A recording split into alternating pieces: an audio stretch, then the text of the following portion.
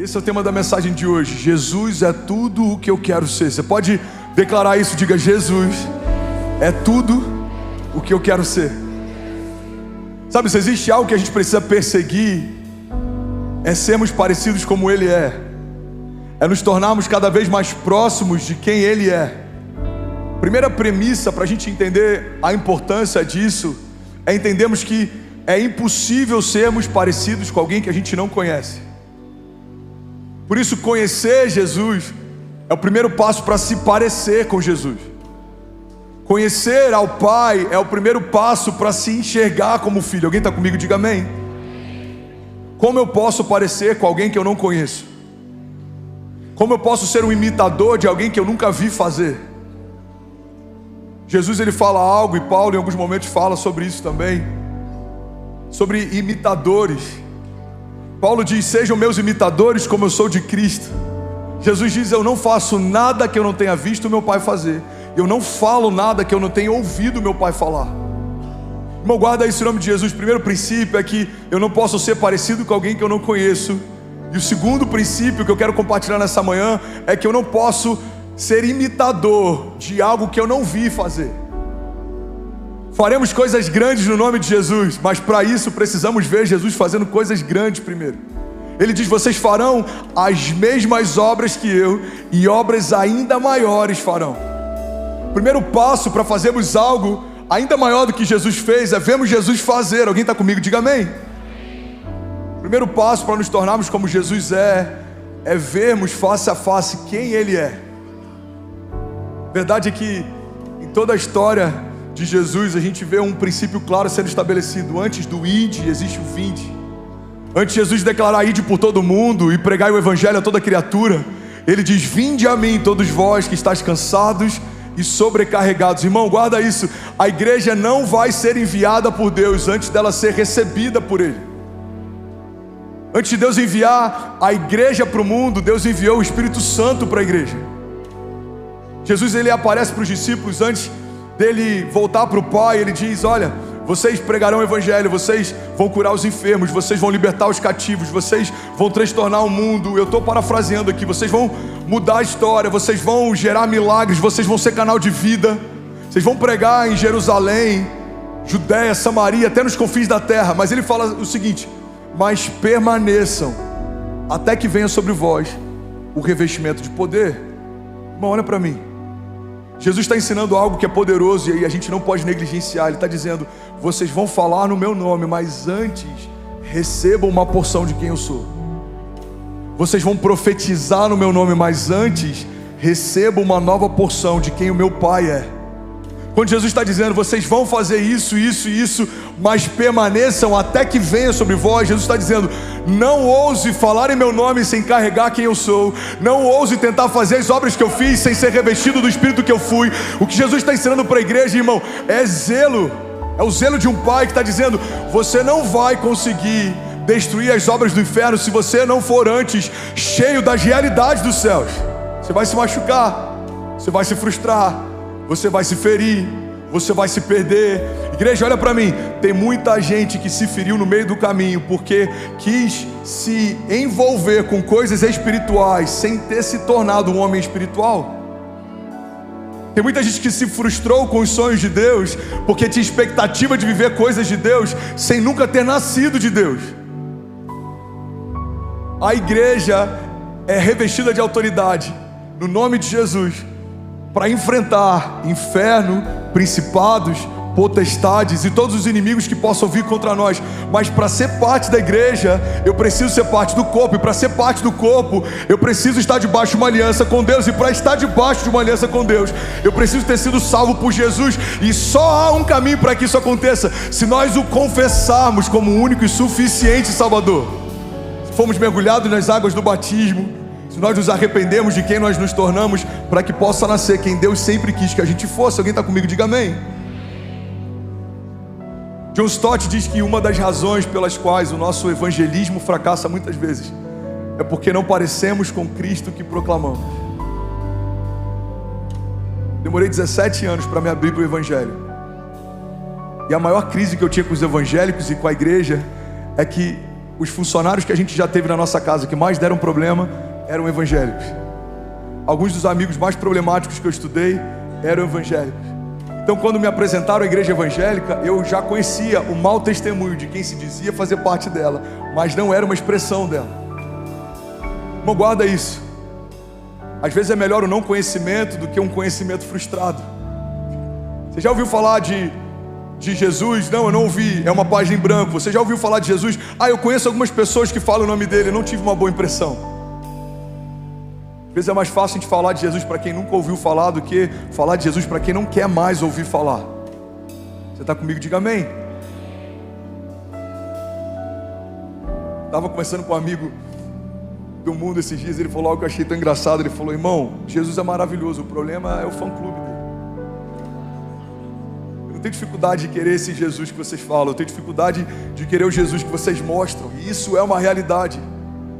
Como seremos parecidos com alguém que ainda não conhecemos? Parte da igreja tem buscado características e expressões do evangelho que são acréscimo: a prosperidade, a riqueza, a autoridade, o romper, mas não tem buscado a base, é o caráter de Jesus, o fruto do Espírito. Porque no final das contas, o que vai mudar a história não é a obra de Deus que nós fizemos, mas é o que a obra de Deus fez em nós. Não é o quanto de frutos a gente fez, mas é o quanto do fruto do Espírito a gente deu espaço para Jesus gerar em nós. É o quão parecido com Ele a gente se tornou, é o quão parecido com Ele a gente é. Alguém está comigo? Diga amém. Mas afinal, quem que Jesus é? Eu preguei uma série inteira lá em Miami. Eu acho que eu cheguei a ministrar aqui, eu não lembro. Seria uma boa para a gente fazer em algum momento. Jesus Wild. Eu falei sobre um Jesus selvagem.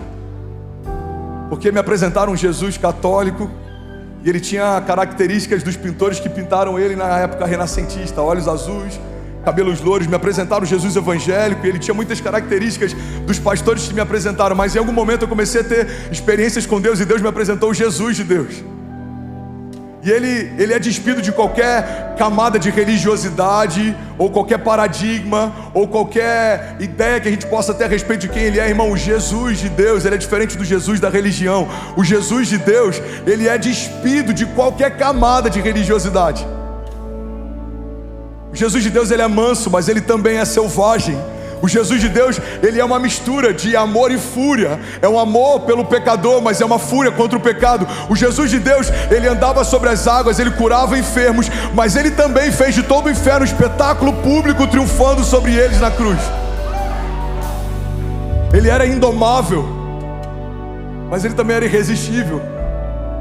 Tentam prendê-lo, e quando os soldados que foram prendê-lo voltam para aqueles que mandaram prender, eles perguntam: onde é que está Jesus? Por que vocês não o trouxeram? E eles respondem: nós nunca ouvimos alguém falar como aquele homem fala.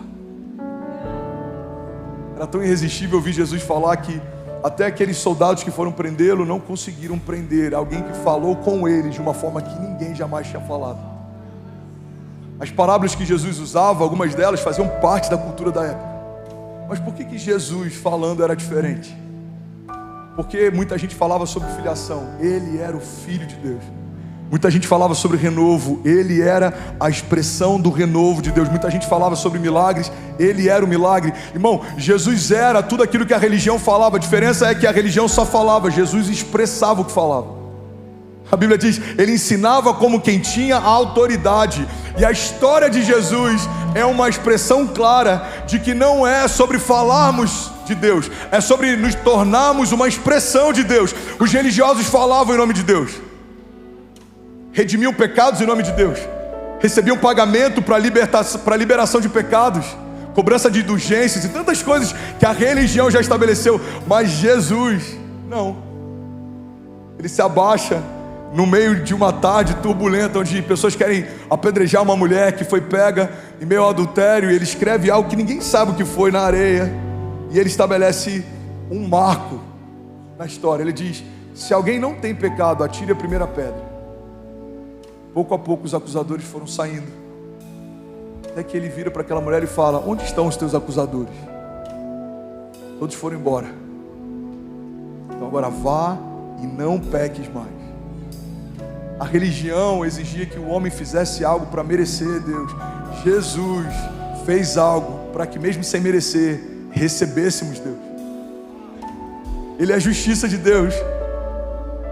Ele é a melhor ideia de Deus. Ele era o único filho de Deus, se tornou o primeiro de muitos filhos. Quem Jesus é? Jesus é bom. É tão bom ao ponto de quando disseram que ele era bom, ele disse: não, bom é o Pai. Jesus era humilde, apesar de ser o autor e consumador da nossa fé, apesar de ser o Messias, o maravilhoso conselheiro, o Deus forte, o Pai da eternidade, o príncipe da paz. Ele era tão parecido com seus discípulos que Judas precisou sinalizar quem ele era entre os discípulos, porque os soldados não sabiam distinguir quem era o Senhor e quem eram os discípulos.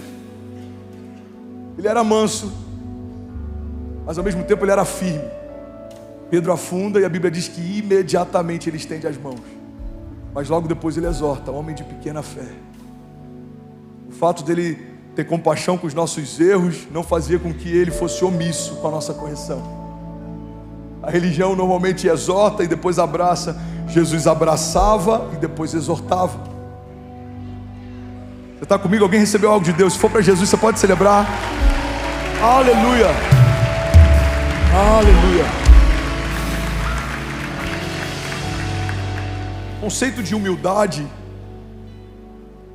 a gente tem ouvido muito sobre isso inclusive, e ele é bíblico, ele é real. É que humildade não é pensarmos menos a respeito de nós. Humildade é pensarmos menos em nós. Jesus não pensava ser menos do que era, ele sabia quem era, mas ele não usurpava pessoas a partir do que era. Ele teve a humildade de colocar uma toalha na cintura, lavar os pés dos discípulos. Ele teve a humildade de ensiná-los mesmo errando várias vezes, mas ele era duro também.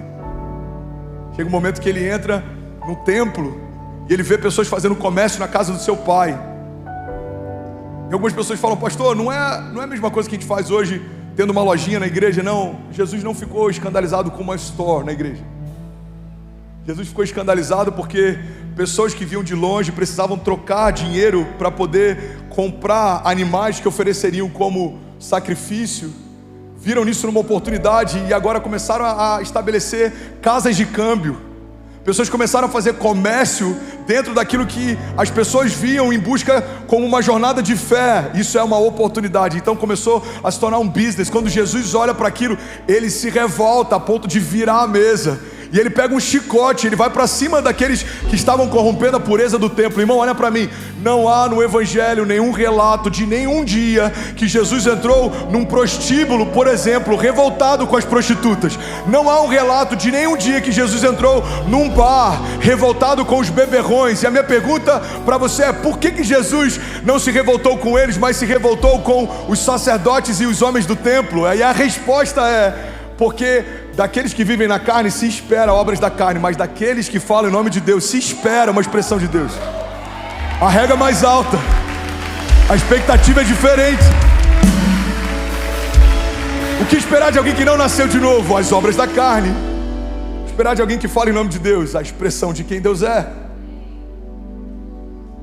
Como Ananias e Safira, fulminados porque retiveram algo que deveriam entregar. Mas outros entregaram menos naquela fila. Outros ofertaram menos naquele dia. Por que só eles foram fulminados? Não é pela quantidade do que deram, mas é pelo princípio que quebraram. Tentaram reter para si algo que haviam consagrado ao Senhor. A régua na graça, ela é mais alta. Na lei, se alguém pegasse uma mulher que não era sua, em adultério, ele pecava. Na graça, se você pensar nisso, você já caiu. A graça é o nível mais alto de santidade, mas também é o nível mais alto de aliança. A graça é o nível mais alto de expectativa de Deus em relação ao nosso posicionamento, mas também é o nível mais alto daquilo que Deus nos dá como acesso. Na antiga aliança, os sacerdotes se consagravam para que um homem entrasse pontualmente na presença de Deus. Na nova aliança, a presença de Deus habita dentro de homens comuns como eu e você. Na antiga aliança, os sacerdotes não podiam tocar no que era morto, porque isso tornava eles impuros. Na nova aliança, nós tocamos em tudo que é morto, e aquilo que é morto se torna aquilo que nós somos. Volta a viver. Na antiga aliança, o Espírito Santo vinha pontualmente sobre sacerdotes e reis, em momentos únicos na história. Na nova aliança, o Espírito repousou sobre a igreja. Irmão, a nova aliança é um nível mais alto, é um nível mais puro. E é por isso que nós precisamos saber quem Jesus é, porque se não soubermos quem Jesus é, isso faz com que entre em choque o fato de sermos igreja. Como seremos cristãos se não conhecemos o Cristo, que é a base fundamental da igreja que fazemos parte? O que significa cristãos? Pequenos cristos. Somos o Jesus que ficou por aqui. Jesus, ele voltou aos céus e ele disse: se eu não for, o Espírito não será repartido sobre vós. Jesus está dizendo o seguinte: no momento em que eu for para o Pai e vocês forem uma expressão de quem eu sou, durante toda a história, quando alguém precisar de cura, não vai precisar viajar para um lugar onde eu estou. Ele só precisa receber um toque de alguém que carrega quem eu sou. O que Jesus fez foi uma multiplicação de quem Ele é. Tentaram apagar a luz do mundo, que eles não sabiam que agora a luz começou a brilhar dentro de cada um que crê que Jesus é o autor da vida. Imagina se fosse nos dias de hoje, e se Jesus não tivesse voltado ao Pai, a gente não poderia estar cultuando aqui, teria que estar todo mundo numa caravana, correndo atrás de onde Jesus estava. Se você precisasse de cura, teria que ir até onde Ele estava, e se a multidão fosse grande, ou você romperia no meio dela, ou você teria que abrir um buraco no telhado para que Ele te visse. Jesus está dizendo: é o que eu fiz em 3 anos e meio, vocês farão por toda a história, até que eu volte. Quem Jesus é? Jesus é bom. A falta do nosso caráter não afeta o caráter dele. A nossa inconstância não gera inconstância nele. A nossa variação de humor não muda o humor dele. A nossa justiça própria não muda a justiça dele. Ele é bom, ele é perfeito, nada falta nele. Ele é a expressão exata da perfeição. Ele é o que é. Milagres não são apenas o que Jesus faz. Milagres são parte de quem Ele é, são a identidade dele. Ele é o Cristo, aquele que foi crucificado.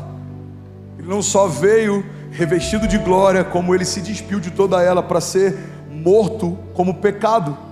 Ele vem como Filho de Deus, Ele se entrega como pecado. A Bíblia diz que aquele que não cometeu pecado se fez pecado por nós, para que nós fôssemos feitos justiça de Deus. Ele recebeu uma culpa que não era dele, uma sentença que não era dele, uma doença que não era dele, para que nós recebêssemos uma herança que não era nossa, uma justiça que não era nossa, uma bênção que não era nossa, uma filiação que não era nossa. E por que Ele nos deu? Porque se a gente tentasse tomar, além de ser humanamente impossível, mas se fosse possível, a gente estaria usurpando Deus. Nós não poderíamos ter tomado de Deus aquilo que só Deus poderia ter derramado sobre nós. Deus desejou nos dar aquilo que só o seu único Filho tinha acesso e direito. Quem Jesus é? Jesus é um canal de milagres. Jesus é um canal de vida. Todas as cidades que Ele passou foram diferentes depois que Ele passou. E é por isso que eu acredito que é impossível alguém que não vive transformação ter tido um encontro real com Jesus. Pastor, eu conheço pessoas que estão na igreja há anos e elas não mudam. Eu também conheço. Conheço até pastores que estão há anos numa igreja e eles não mudam. Conheço líderes que estão há anos numa igreja e eles não mudam. Porque a igreja não é o que muda. A igreja é só um ajuntamento de pessoas que estão sendo transformadas. A igreja é o corpo de Jesus, mas se cada um de nós estiver separado, nós não temos a mesma autoridade que temos quando estamos juntos, porque eu não sou a esperança da glória, você não é a esperança da glória, mas nós somos a esperança da glória. O que gera mudança? É morrermos para o mundo, nascermos para Cristo, estarmos conectados na videira verdadeira. A Bíblia diz que sem Ele nada podemos fazer, mas com Ele nós podemos todas as coisas. A Bíblia diz que se estivermos nele, a palavra dele se mantiver em nós, pediremos o que quisermos e nos será concedido. Jesus é a expressão exata de quem Deus é. Alguém está recebendo algo de Deus? Diga amém. Jesus é a expressão exata de quem Deus é. Irmão, olha para mim. Jesus é a expressão exata de quem Deus é. Por isso, todas as características que nós pensamos a respeito de Deus, mas nós não vemos em Jesus, estão equivocadas. Deus é um Deus perseguidor. Vemos Jesus como alguém que persegue? Não. Então você está equivocado. Deus é um Deus mau. Vemos maldade em Jesus? Não. Então você está equivocado. Deus é um Deus que pune até aqueles que são bons. Vemos Jesus punindo pessoas boas? Não. Então você está equivocado. Deus é um Deus que se esqueceu da criação.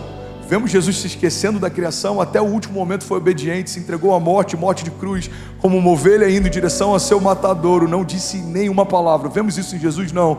Então a gente está equivocado. Olha o que a Bíblia diz, Hebreus 1:3. O Filho é o resplendor da glória de Deus e a expressão exata do seu ser, sustentando todas as coisas por meio da sua palavra poderosa. Alguém pode dizer glória a Deus por isso? Se Jesus é a expressão exata de quem Deus é, olhamos para Jesus e olhamos para Deus. Mas a Bíblia diz que nós somos uma expressão de quem Jesus é. Logo, pessoas quando olham para nós, precisam olhar para uma parte de Deus. Somos a expressão daquele que expressa o Criador. E é por isso que toda a terra aguarda ansiosamente a revelação dos filhos. Nós revelamos a Cristo, Cristo revela o Pai, e o Pai é tudo. Ele é tudo em todos. Alguns nomes revelam características e facetas do caráter de Deus. Um deles é Yahvé. Eu sou o que sou. Quando questionam a Jesus sobre quem Ele é, quem você diz ser, quem você pensa ser, Ele fala, eu sou o que sou. Em outras palavras, para alguém aqui nessa manhã, Ele está dizendo, você está doente, muito prazer, eu sou a cura. Você está perdido, muito prazer, eu sou o caminho. Você está cativo, muito prazer, eu sou a liberdade. Você é órfão, muito prazer, eu sou o Filho e eu quero te apresentar o nosso Pai. Você está cansado, muito prazer, eu sou o renovo. Você está vivendo coisas velhas, muito prazer, eu sou o novo de Deus. Você está vivendo um momento de caos, muito prazer, eu sou o príncipe da paz. Você está em dúvida, muito prazer, eu sou o maravilhoso conselheiro. Você está sendo perseguido, muito prazer, eu sou o Deus forte. Yahvé, eu sou o que sou. Ele não existe, Ele é. Eu sou o que sou, fala a respeito da característica de um Deus que não foi inserido na história. Inseriram ideologias na história, inseriram filósofos na história. Alguém gerou os filósofos que geraram filosofias, mas ninguém gerou Deus. Ele é. Ele pariu a história, Ele criou a eternidade. A eternidade é uma ideia de Deus. A sua vida é uma ideia de Deus. A terra e toda a criação são uma ideia de Deus. E é por isso que um Deus criador se revela a partir de uma unção criativa, e Ele espera que nós também nos movemos debaixo dessa mesma dinâmica. O homem é colocado no jardim, mesmo sem ter criado nada, é convidado por Deus para nomear o que Ele criou. De forma didática, Deus está ensinando, é para esse lugar que eu te chamei, você vai abrir a sua boca e você vai liberar destinos. Toda a criação vai ser chamada a partir daquilo que você chamou. Deus está ensinando desde o princípio que quando estamos nele, temos voz profética e autoridade para liberar destinos e para nomear milagres. É por isso que eu amo todos os anos, desde alguns anos para cá, declarar que esse ano já é o melhor ano da minha vida. E o próximo, pastor, o próximo ainda não chegou, mas quando o próximo começar, é a mesma declaração que ele vai ouvir. Esse ano já é o melhor ano da minha vida. Porque muitas vezes, irmãos, nós perdemos tempo nomeando problemas, mas nem sempre a gente gasta tempo nomeando os milagres.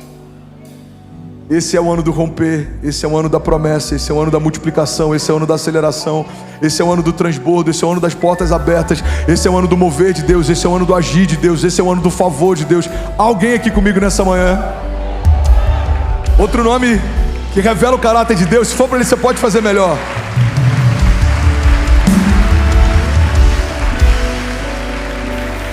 Aleluia. É que Ele é chamado de Rafá, o Deus que cura.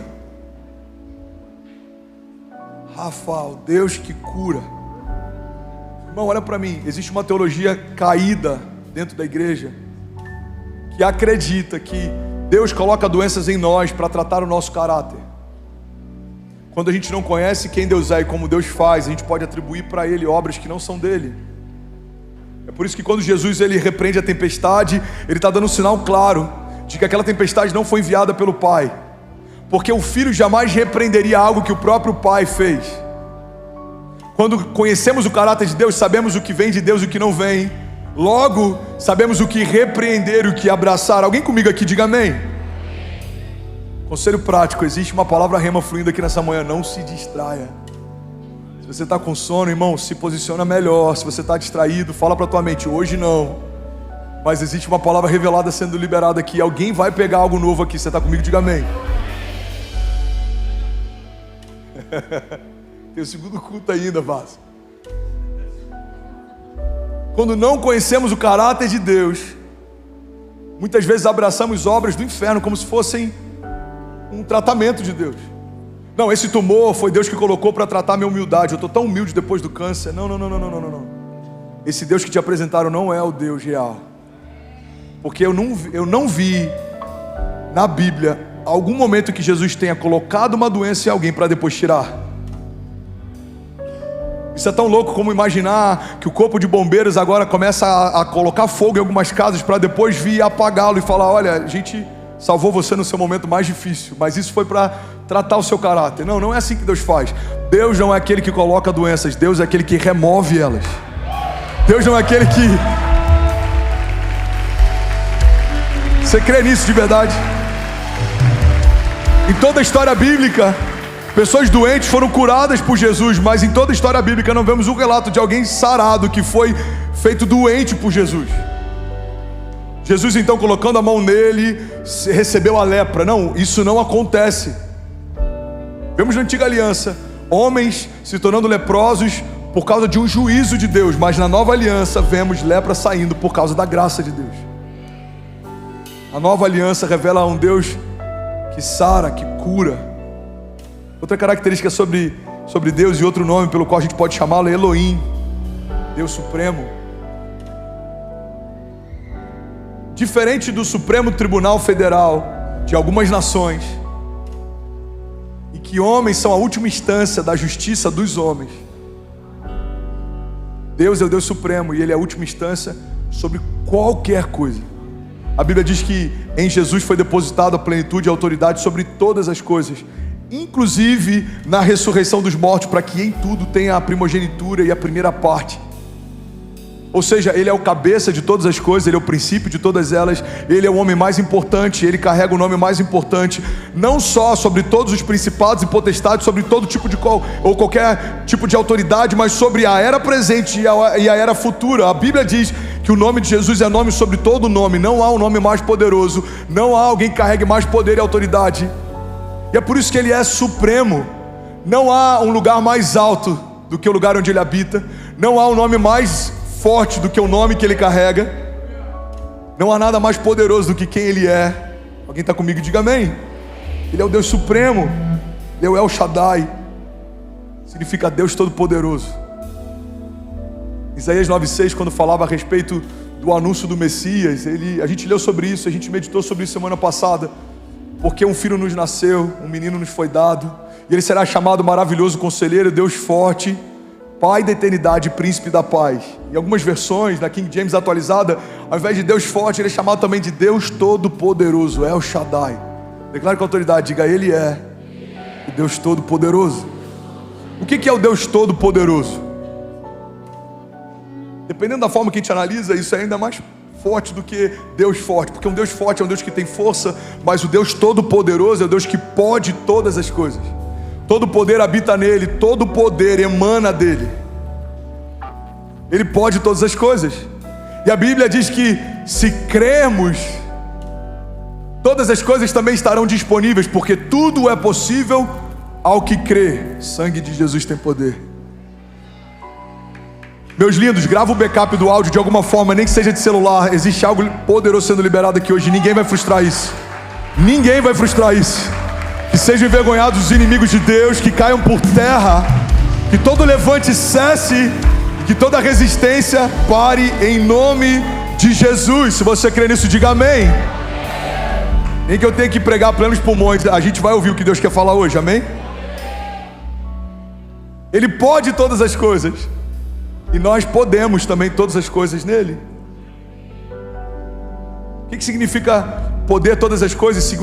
Segundo a perspectiva de Paulo, quando ele diz que podemos todas as coisas naquele que nos fortalece, Paulo está dizendo algo que é ainda mais amplo. Ele está dizendo: eu posso todas as coisas, inclusive passar adversidades. Eu posso ter muito ou ter pouco, eu posso ter transbordo ou passar fome, eu posso todas as coisas. Ele está falando sobre a possibilidade de enfrentar toda e qualquer situação. Mas quando falamos sobre a característica de um Deus Todo-Poderoso, é diferente. Ele pode todas as coisas. Ele abre a sua boca e reinos são abalados. Ele abre a sua boca e toda a terra estremece. Ele abre a sua boca e algo acontece. Não há possibilidade de Deus abrir a sua boca e algo sobrenatural não acontecer. E é por isso que Ele é zeloso com a sua palavra. E é por isso que a Bíblia diz que, por não ter ninguém superior a si mesmo por jurar, Ele jura por si mesmo. E é por isso que Ele não fala algo que não tenha o intuito de cumprir. E é por isso que Ele não gera expectativas que Ele queira frustrar. E é por isso que, se você tem uma promessa, você tem uma garantia. Existe um meme de produtos chineses que, se der defeito, você já sabe, não tem garantia. Mas quando nós fomos feitos, ao invés de made in China, ou made in Brasil, ou seja o que for, você tem uma tatuagem, e eu coloco entre aspas, para que nenhum teólogo chato venha me criticar depois. Existe uma impressão, made in heaven. Você foi feito no céu, você foi feito por Deus, você foi feito em imagem e semelhança do seu Criador. E as promessas que você carrega foram feitas por Ele, não foram feitas pelos seus pais. Os pais podem liberar palavras proféticas, mas Deus liberou promessas. O que significa promessa? Um dos significados de promessa é garantia. Se você carrega uma promessa de Deus, o próprio Deus garante que ela pode se cumprir. Pastor, pode, não é condicional? Sim. Grande parte das promessas pessoais que a gente tem são condicionais também. Elas não vão se cumprir se a gente não se posicionar no lugar que Deus pediu para a gente estar. Mas é impossível você se posicionar e Ele não cumprir o que Ele disse que faria. Deus pode prometer que você vai se tornar um avivalista, mas se você não tiver uma vida de santidade e não tiver conhecimento da palavra, não dá para avivar alguém se você não se permitiu ser avivado. Deus pode ter uma promessa que você vai ser um homem próspero, mas se você retém a semente que recebe, Deus não vai quebrar um princípio só para poder abençoar você. Qual que é o princípio, pastor? Ele é aquele que dá a semente ao que semeia. Deus pode ter promessas para a tua casa, mas se ela não for fundamentada e edificada na rocha, em vão trabalham aqueles que edificam ela. As promessas são uma garantia, mas elas também têm algumas condicionais. Se você estiver onde eu pedi para estar, se você fizer o que eu te pedi para fazer, você vai se tornar o que eu disse que você se tornaria, e a partir disso, você vai viver o que eu disse que você viveria. É por isso que João 15 declara: se permanecermos nele e as palavras dele permanecerem em nós, pediremos o que quisermos e nos será concedido. Deus estabeleceu uma cláusula de segurança, é um dispositivo de segurança. Se a criação estiver nele e as palavras dele estiverem na criação, o que a gente vai pedir já é o que ele queria nos dar. João 15 fala sobre concordância, fala sobre alinhamento. Eu já falei sobre isso aqui. A palavra concordância, na etimologia dela, a raiz dela vem de concordes, ou seja, corações alinhados. Quando o meu coração está alinhado com o coração do meu Pai, o que eu gostaria de pedir já é o que Ele gostaria de me dar. É por isso que João 15 fala sobre as palavras dele permanecendo em nós e fala sobre nós permanecendo nele. Porque quando uma coisa se torna a mesma coisa, quando você se torna a mesma coisa que o Pai, quando os seus sonhos se tornam os mesmos sonhos que os dele, o que você vai pedir já é a vontade dele. A gente perde tempo pedindo coisas que Deus não vai nos dar, porque vão nos afastar do lugar de destino, não vão nos levar para um lugar de propósito. Tem muitas orações que elas são desconsideradas, porque se elas fossem ouvidas, certamente a gente estaria muito distante do lugar que Deus quer que a gente esteja. Tem muitos pedidos nossos que são desconsiderados por Deus, e é por isso que quanto mais próximo o nosso coração estiver do dele, mais assertivo é a nossa jornada. A oração do Pai Nosso estabelece esse princípio: seja feita a sua vontade na terra, como já é feita no céu.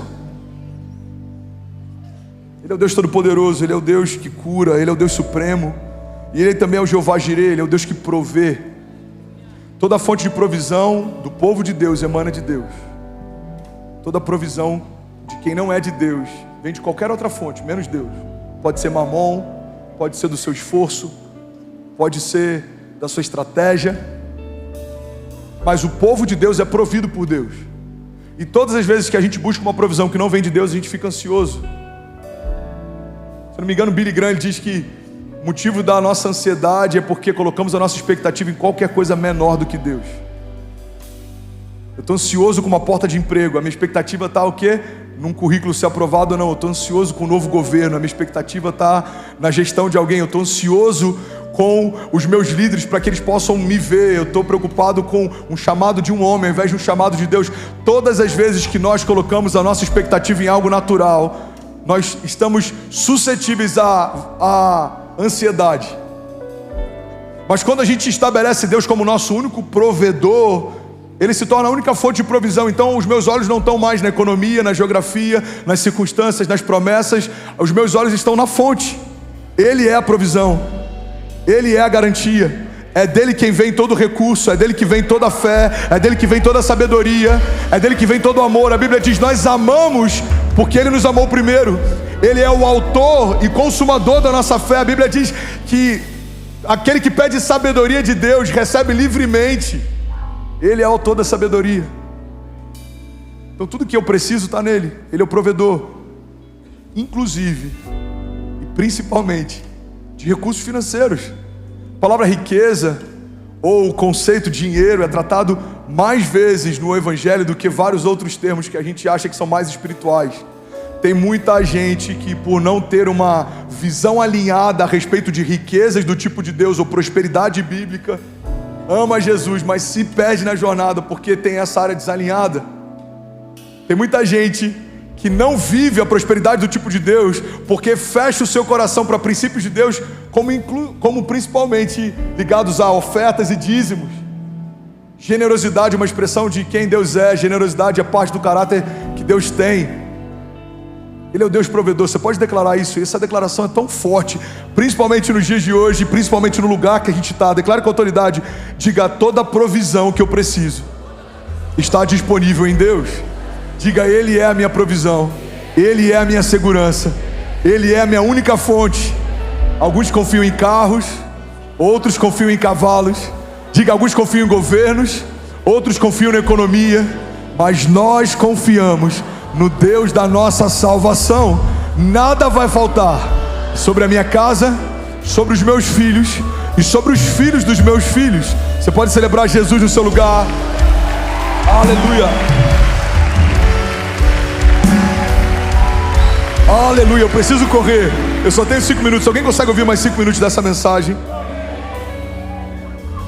Ele é chamado também de Adonai, meu Senhor. E aqui está um ponto sensível na igreja dos dias de hoje. Pastor, não era assim no passado? Eu não sei, eu não vivi no passado. Eu posso falar da igreja que eu lidero hoje. O nosso desafio é que muita gente tem encontrado Jesus como Salvador, mas nem todo mundo tem confiado em Jesus como seu Senhor. Mas não dá para viver o poder da jornada de uma vida com Jesus se não entregarmos para Ele o governo também da nossa história. Não podemos atribuir a Deus a consequência de alguns erros se a gente não entregou para Ele antes o controle. Tem muita gente que entendeu que Jesus é Salvador, mas nem todo mundo está vivendo a graça e a leveza que é enxergá-lo também como Senhor. O que significa, pastor, Ele ser o Senhor da minha história? Se Ele falar não faça, não faz. Se Ele falar não entra, não entre. Se Ele falar corra, corre. Se Ele falar pare, para. Não é tão difícil. Difícil é, de fato, a gente saber quando é Ele quem fala. Por que eu sei quando é a voz da Kezinha, independente do lugar que eu estiver? Se ela gritar em qualquer lugar aqui, eu vou falar: é a Kezinha que está me chamando. Porque há quase 20 anos a gente está junto. Então a voz dela, que era genérica no início, vai se tornando específica depois de algum momento. E eu consigo discernir, mesmo no meio de uma multidão, se for um volume audível, claro, quando é a Kezinha falando. Por quê? Porque eu já ouço ela falar há muito tempo. A dinâmica que Deus estabeleceu no jardim era justamente essa. Todos os dias, na viração do dia, quando os passos de Deus eram ouvidos no jardim, o homem corria para ter tempo com Ele. O que Deus queria ensinar é: eu vou falar com você todos os dias, para que você nunca tenha dúvida quando é a minha voz e quando não é. Quando a gente conhece a voz de Deus, irmão, fica mais fácil da gente obedecer. Porque como eu posso obedecer se eu não sei o que Ele espera de mim? Quando Ele se torna o nosso Senhor, Ele assume total governo sobre a nossa história. A Bíblia diz que Jesus, nos seus momentos finais, Ele fala: Pai, se possível for, afasta de mim esse cálice. Primeira coisa, Jesus, Ele é submisso. Não só porque ele obedeceu no final, mas porque ele pediu e perguntou. Se Jesus fosse rebelde, ele não teria nem pedido, ele teria fugido, sumido, abortado o projeto da redenção. Mas ele chega ao ponto de pedir. É como alguém falando no meio de uma multidão, levantando a mão e falando: com licença, eu posso fazer um pedido? Se for possível, afasta de mim esse cálice. Mas logo depois ele fala: mas todavia, seja feita a sua vontade, não a minha. E Deus disse: sim, filho, é a minha vontade, eu não posso te poupar da cruz. Ele fala: então assim vai ser feito. E naquele dia, quando ele abre os braços, em alta voz ele declara: está consumado. O que significa estar consumado? Além de tudo que precisava ser feito foi feito, significa que Jesus está dizendo: Pai, eu obedeci até o final, você é o meu Senhor. Irmão, olha para mim, se a gente quiser viver uma vida plena, a gente precisa abrir mão do controle, a gente precisa deixar Deus ser Deus. Fala para quem está do seu lado: deixa Deus ser Deus, irmão. Fala para quem está do outro lado, só para não parecer que é indireto: deixa Deus ser Deus. Um dos nomes de Deus é Yeshua, a salvação. Yeshua, a salvação. Ele é o nosso Salvador. Ele pagou um preço por nós que ninguém pagaria. Ele entrou no nosso lugar numa cruz, ninguém entraria. Ele fez o que ninguém faria, e Ele fez o que ninguém poderia fazer. Porque mesmo que o meu Pai, que me ama, quisesse me salvar, Ele não poderia, porque alguém numa condição de pecado não poderia redimir o outro de pecado. É por isso que Ele é o Cordeiro de Deus, que veio de uma semente incorruptível, para perdoar os pecados, para libertar os cativos, para curar os enfermos. Alguém está comigo? Diga amém. Diga com autoridade, diga: Ele é a salvação. Ele é o Jeová Nissi. O que significa Jeová Nissi? O Senhor é a nossa bandeira. Irmãos, olha para mim. Nos dias como os que a gente está vivendo hoje, tem tanta ideologia que tem orgulho de levantar a sua bandeira. A igreja não pode se eximir disso. Existe uma agenda progressista, existe uma agenda contra a família, existe uma agenda pró-aborto, existe uma agenda de ideologia de gênero. Nós temos uma agenda dos céus. Precisamos levantar a nossa bandeira. Qual é a nossa bandeira? Não é da denominação que fazemos parte. Qual é a nossa bandeira? Não é da comunidade de fé que nós fazemos parte. Isso é muito pequeno, isso se limita a um bairro, no máximo a uma cidade. A nossa bandeira é o Senhor. Ele é a nossa bandeira. Ele é o autor e consumador da nossa fé. Ele é a pedra fundamental pelo qual tudo se estabelece. Ele é o princípio e o fim de todas as coisas. Ele é o alfa e o ômega. Ele é o maravilhoso conselheiro, Deus forte, o Pai da eternidade. Ele é o príncipe da paz. Alguém comigo aqui nessa manhã? Aleluia. Aleluia. João 17:1 diz assim: depois de dizer isso, Jesus olhou para o céu e orou. Deixa eu te levar para um lugar. Jesus está nos seus últimos momentos antes de entregar a sua vida. Ele diz: Pai, chegou a hora. Glorifica o teu Pai, glorifica o teu Filho, para que o teu Filho te glorifique, pois lhe deste autoridade sobre toda a humanidade, para que conceda a vida eterna a todos os que lhe deste. E essa é a vida eterna. Irmão, pega isso. E essa é a vida eterna, que te conheça. E essa é a vida eterna, igreja, que conheçam ao Senhor. É por isso que é um desperdício de tempo. Estamos numa igreja, aprendemos sobre muitas coisas, mas não sabemos o básico sobre Deus, porque essa é a vida eterna, que te conheçam o único Deus verdadeiro e a Jesus Cristo, a quem enviaste. Eu te glorifiquei na terra, completando a obra que me deste para fazer. E agora, Pai, glorifica-me junto a ti, com a glória que eu tinha contigo, antes que o mundo existisse. Alguém pode dizer glória a Deus por isso? Aleluia. Colossenses 2:9.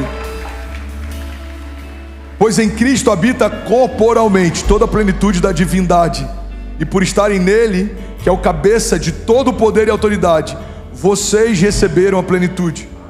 Nele também vocês foram circuncidados, não como a circuncisão feita por mãos humanas, mas como uma circuncisão feita por Cristo, que é o despojar da carne? Só abrindo parênteses. O que é o despojar da carne? Despojar significa a remoção de autoridade. Que a Bíblia está dizendo que na antiga aliança, homens precisavam ser circuncisos para que expressasse uma aliança. Na nova aliança, essa circuncisão foi feita não na carne, mas foi o despojar de toda a autoridade. A carne não tem mais autoridade sobre aqueles que Cristo comprou com sangue. A carne não tem mais autoridade ou legalidade ou governo sobre aqueles que nasceram de novo. Alguém está comigo? Diga amém. Isso aconteceu quando vocês foram sepultados com Ele no batismo. E com Ele foram ressuscitados mediante a fé no poder de Deus que o ressuscitou dentre os mortos. Quando vocês estavam mortos em pecados e na incircuncisão da sua carne, Deus os vivificou juntamente com Cristo. Ele perdoou todas as nossas transgressões e cancelou a escrita de dívida, que consistia em ordenanças e que nos era contrária. Ele as removeu, pregando-a na cruz, e tendo despojado os poderes e autoridades, fez de todos eles um espetáculo público, triunfando sobre eles na cruz. Alguém pode dizer glória a Deus por isso? 2 Coríntios, eu finalizo aqui. Pode ficar de pé no seu lugar. 2 Coríntios 5,17 diz: portanto, se alguém está em Cristo... Filhão, vamos ministrar o último louvor que a gente fez antes de começar a palavra, pode ser? 2 Coríntios 5,17 diz: portanto, se alguém está em Cristo, é uma nova criação. As coisas antigas já passaram, e eis que coisas novas surgiram. Em outras versões a Bíblia diz que as coisas velhas ficaram para trás, e em Cristo tudo se fez novo. Feche teus olhos em nome de Jesus, eu quero orar com você. Curva tua cabeça. O instrumental pode liderar a igreja enquanto isso. Feche teus olhos. Esquece tudo que é natural. Esquece o lugar que você está. Esquece quem está do seu lado. Você não está mais numa igreja. Você não está num auditório. Você não está nem em Alphaville. Você não está mais em São Paulo. A Bíblia diz que quando 2 ou mais se reunirem no nome dele, lá ele estará. Irmão, esse lugar agora é um pedaço do céu. E Jesus quer se revelar para nós. A gente não está aqui para ouvir uma palavra motivacional. A gente não está aqui para qualquer coisa que não seja temos um encontro com Jesus. Jesus quer se revelar para você. Jesus quer se apresentar para você. Jesus quer apresentar para você o seu destino profético, as promessas. Jesus está dizendo para algumas pessoas nessa manhã: filho, é isso que eu tenho para você. São esses pensamentos que eu tenho para você. Pensamentos de paz e não de mal. Pensamentos de vida e não de morte. O Senhor diz: eu bem sei os pensamentos que eu tenho a vosso respeito, diz o Senhor. Pensamentos de paz e não de mal, para te dar o fim que você deseja. Eu te abençoo em nome de Jesus, irmão, para que você caminhe em fé, para que você cresça em Deus. Eu te abençoo em nome de Jesus. Eu declaro as escamas dos nossos olhos sendo removidas nessa manhã, as mordaças das nossas bocas sendo retiradas nessa manhã, as correntes dos nossos pés sendo destruídas nessa manhã. Liberdade sobre você, sobre a sua mente, sobre a tua jornada, sobre a tua casa. Foi para a liberdade que Cristo nos libertou. Você é livre em nome de Jesus. Você é sarado em nome de Jesus. Você é abençoado em nome de Jesus. Você é próspero em nome de Jesus. Você é mais do que vencedor em nome de Jesus. Você é filho. E não há condenação para aqueles que estão em Cristo Jesus. Nós fomos feitos santos, inculpáveis e livres de toda a acusação. Você é livre. Feche teus olhos. Queria que você trouxesse isso à consciência. Você é livre. O medo não te para mais. A ansiedade não te para mais. Pastor, mas eu ainda tenho enfrentado a ansiedade. Então declara para ela: não há legalidade para você permanecer num lugar onde Jesus governa. Não há legalidade para doenças, não há legalidade para enfermidades, não há legalidade para o medo, não há legalidade para principados, não há legalidade para o inferno. No lugar onde Jesus governa, seja livre, irmão. Seja livre, seja livre, seja livre. Seja livre em nome de Jesus. E aí, tudo bem? Você acabou agora de assistir um vídeo. Se você ainda não está inscrito, já se inscreve também no nosso canal, ativa esse sininho aqui embaixo de notificação e toda vez que eu fizer uma live ou estiver transmitindo uma mensagem ao vivo, você vai ser um dos primeiros a saber. Mas eu deixei mais 2 indicações aqui que eu espero que façam muito sentido para você. Então já aproveita e clica para assistir a próxima mensagem, beleza? Seja bem-vindo ao time de incendiários e eu espero de verdade que essas mensagens mudem a sua vida como elas têm mudado a minha também. Até a próxima. Valeu!